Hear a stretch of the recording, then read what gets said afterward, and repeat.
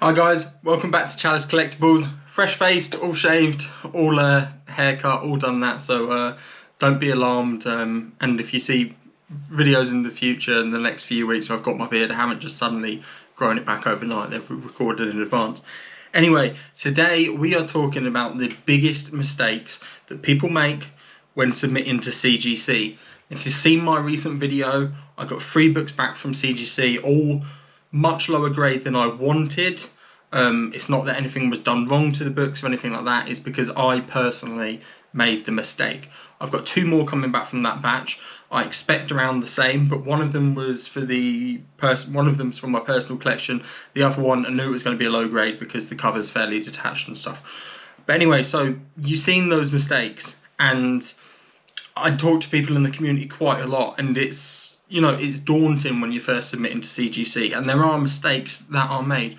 So today I'm going to talk through 10 of the big mistakes that you can make and what you can do to avoid this mistake. So yeah, tune in and we'll go through them. Right guys, so the first one is value. Now this one's pretty key, and if you think of value, the immediate thing is the money that it's worth. It's really easy to have a comic and look online and see, wow, this comic could be worth £500, for example. And yes, it could be, but there's a lot of ifs and buts to that. So you've got to make sure. So what I do is, what I do now, and what I should have done in the past, is how much I paid for the comic, how much it's going to cost me for grading and pressing and cleaning the thing. Total that up, say that comes to £75, and then I look at the sales history and I see if it's going to come back 75 quid. What is the lowest grade that is going to come back? What is the lowest grade it needs to be to preserve its value? That's the simple way of looking at it. But, and this is something that I want to stress, value isn't just about money. If you've got a book that you've had since your childhood and it was amazing and you loved it and it's a massive part of you, then absolutely get it slabbed. It's what it's worth to you. One of my favourite CGC books that I have is Tales of Suspense 98. Brilliant cover of Captain America fighting Black Panther. In terms of value, in the grade that it is, it's not worth a lot, but that's irrelevant because I'm not going to sell it, and I've got it for display purposes. I've got it because I love the cover, and that's what you should be thinking. What is this worth in monetary value and what it is worth to you? And the final thing I'd add to that is I would honestly not get anything slabbed unless you were happy to have it in your personal collection, because if you can't shift it, you don't want to be sat on something where you're like, oh, I can't get rid of this. You're sat on something like, well, I can't get rid of it, but it works for my collection. It will go into my collection. So that is number 1. Number 2 is condition. Now, I'm not a professional grader. I don't know any professional graders, but there's still some things that you can look out for, and there's still some things that learn. The Overstreet guide to grading comics is really, really helpful. I've used that and I'm teaching myself a bit more about it. Just the little things to look out for and knowing instantly what it's going to knock down at. Like, if you've got a detached cover or like a slightly detached cover, what is that going to knock down? That's going to knock it down to probably about mid-grade. If you've got blunted corners, it's not going to get a 9.8. Lots of spine ticks, it's not going to get a 9.8. These are the basic things that you should be able to spot and that you should learn about and that you should look. And this is probably something that will go up in a future video. The easy things that you can spot that will immediately knock down your grade. And if you were going for that 9.8 in particular, you really, really need to have your head screwed on a bit and to know 100% what is in front of you and what you can see that will prevent it from getting the 9.8. If you can see it, the grader will absolutely see it. So that is point number 2. Point number 3 ties into point number 2, but it's a little bit different. This is missing parts. Now, if you're looking for missing parts, you're probably going to be looking at pages that are missing, part of the covers that are missing, things like that. And you absolutely should. The other thing that you should look for is making aware of what else this comic comes with. If it comes with a tattoos insert, like the first Hobgoblin appearance, if you don't have that, it's gonna be classed as incomplete. Marvel value stamps, if you don't have them, it's gonna be classed as incomplete. I sent off a Tales of Suspense. I sent off an Amazing Spider-Man 134 to be cleaned and pressed, and my cleaner and presser noticed that the value stamp was missing. Had he not spotted that, and I should have spotted it, I should have looked, and had that not been spotted, it would have gone off to CGC, it would have come back, and it would have been incomplete. So you want 100% look out for that, and it's not necessarily parts of the comic that are incomplete. Like the tattoos insert, it's not part of the comic. The Marvel value stamp, you cut it. If you cut it out, you're gonna lose part of the book. The tattoos insert, you're not. So 100% look out for that. I think it's the same with Captain Britain, with the mask or something like that. But be aware of what your book needs to have a 9.8 or to get a high grade, and whether yours has got that bit missing. Number 4 is interior pages. Now this is a massive, massive issue if you are buying online. Because if you go on eBay, you go on lots of stores, they will have pictures of the cover. They will have pictures of the front cover, they will have pictures of the back cover. Great. That is not all that gets graded. You can have the best looking book in the world, front and back, but if the middle pages are torn and tatty and stuff like that, it's gonna knock it down massively.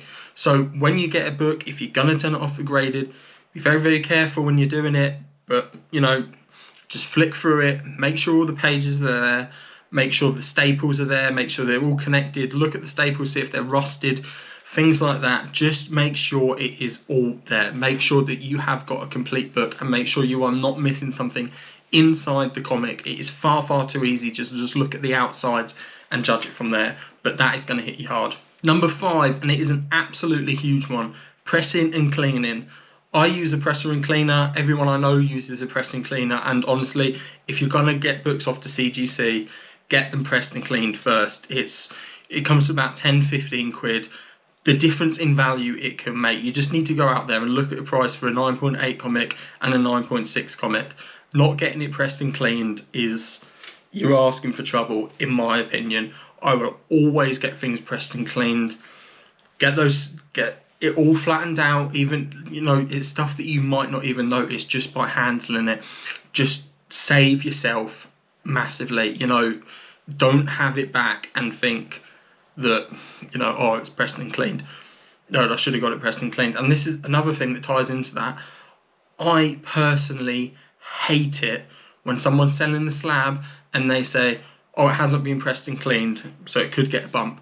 Yeah, it could. But I would want to see, personally, the grader notes so I can see for myself, would it potentially get a bump? So get it pressed and cleaned, and make sure you bring that into what you are doing before you send your comics off to CGC. Number 6, and it's a fairly simple one, poor packaging. There is nothing wrong with overpacking your comics.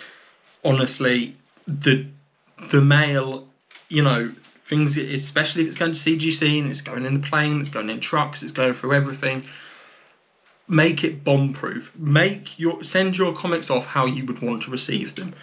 Twisty mailers, bubble wrap, extra bands and boards, extra padding. Just make it so that it is perfect. The last thing you want to do is have a perfect book, undercut the packaging, and it gets damaged on its way there, and you're done for. And you know, by that stage, if it's been after it's been pressed and cleaned or something like that, it is just, you're done for, and you're at the mercy of the grader. So 100% really make sure that you package and send them efficiently. Number 7 is a big one for CGC. If you have a signed book and it is not witnessed by a CGC rep, do not send it to CGC. You will get a green qualified label. As a buyer, it is a massive off-put. Green, purple to an extent, going back to Golden Age, that's a whole different story. But green comics, as a buyer, it's an alarm bell ringing.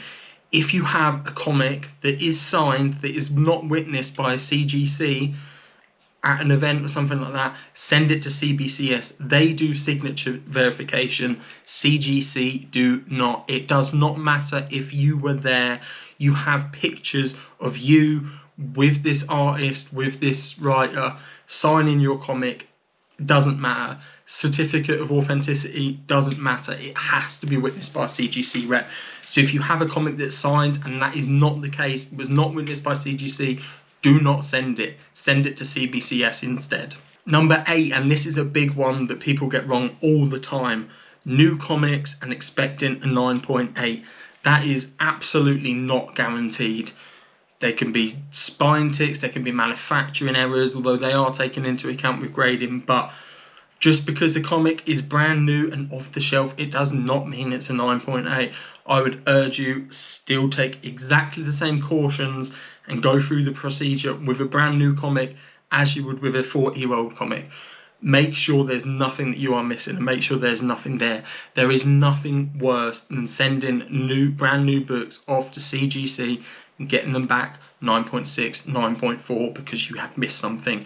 New comics will not be guaranteed a 9.8, so be very, very, very careful. And the key giveaway to this is that if you are pre-ordering a graded comic with a seller, it will say that they cannot guarantee a 9.8, and that is for exactly the same reason. Off the printer, it is not a 9.8 all the time, so be absolutely careful of that. Point number 9 ties back to the first one in value, is overestimation. It is so easy to overgrade your comics and to overestimate what they are worth. I've done it. I have absolutely done it. You look at something and you think, wow, yeah, this is great. You look at the grading, what it could be worth, and you overestimate. You look at it and you think, yeah, okay, it's going to be an 8 because I can't see X and Y and all this. Just be very, very careful. Honestly, there's a reason a lot of sellers undergrade when they are grading their stuff. It is because you do not want to be responsible for someone being unhappy that it is not the grade they expected. So undergrade, that's all I would say. Undergrade, undergrade, undergrade as much as you can. Be as harsh as you can, because then if it comes back and it's that grade, it's what you expected. If it comes back and it's better, great. So honestly, be as harsh and harsh as you can. And the last one is huge, especially in the market that we're in now, where there's a lot of reselling, there's a lot of speculating. Wait times. Wait times at CGC at the moment are insane. I am waiting for 2 pre-ordered books, one from the start of December, one from the start of January. They are not back yet. They should be back very, very, very soon. But wait times are a big thing. If you are sending your comic off to be graded, do not expect to get it back anytime soon. I would say at least 3 months. It is a very, very long wait time, and that massively affects the speculating market, because the speculating market it's a flash in the pan and it's gone a lot of the time. If you watched WandaVision and you jumped on the White Vision book and you sent it off to CGC, by the time you get that back, the heat has probably cooled. So be very, very careful with this.